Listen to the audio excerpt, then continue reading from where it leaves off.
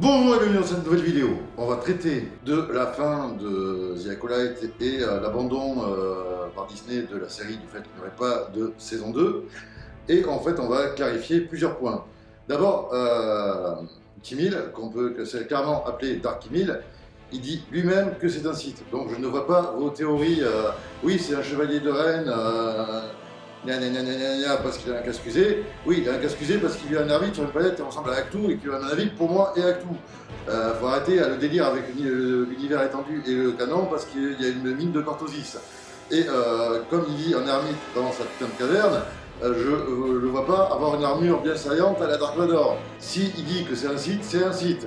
Les chevaliers de Rennes, à leur début, n'ont même pas connaissance des seigneurs Sith. Et après, qu'est-ce que foutrait Dark Plagueis dans sa caverne? Il est bien là pour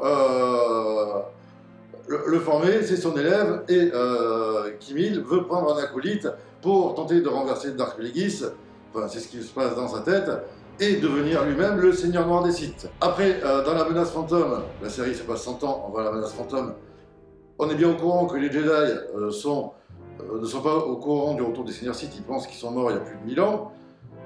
Mais tous les Jedi qui sont dans la série au courant du retour des Sith meurent tous.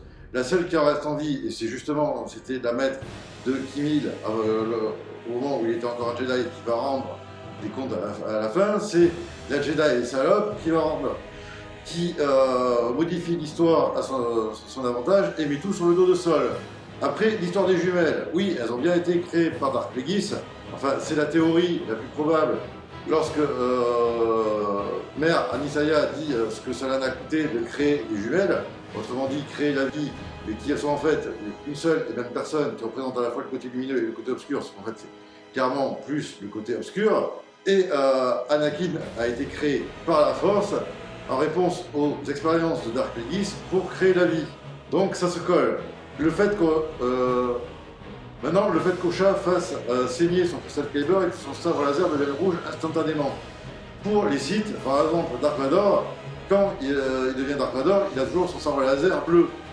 Il faut qu'il vole ensuite le sabre laser d'un Jedi et qu'il aille le faire saigner en mettant toute sa rage dans le cristal. Sauf que là, elle vient d'apprendre que c'est Sol, l'homme en qui elle avait le plus confiance, qui lui a menti toute sa vie, qui a tué sa mère.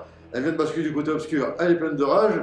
Donc ça se passe au moment où ça tient le sabre avec le cristal apparent, où sa rage est la plus violente. Donc c'est normal que son sabre devienne rouge instantanément. Enfin, aussi dans l'univers qui est assez cool et assez respecté de la série, c'est que ça se passe pendant la zone d'expansion du noyau.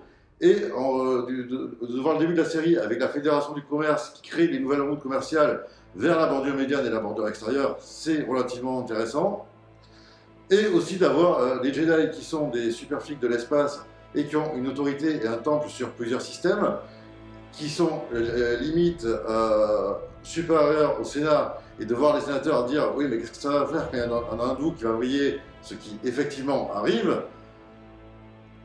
C'est l'intérêt de voir le passage de la Haute République à l'Ancienne République, où les Jedi seront en nombre limité, avec un pouvoir limité et un seul temple sur Coruscant.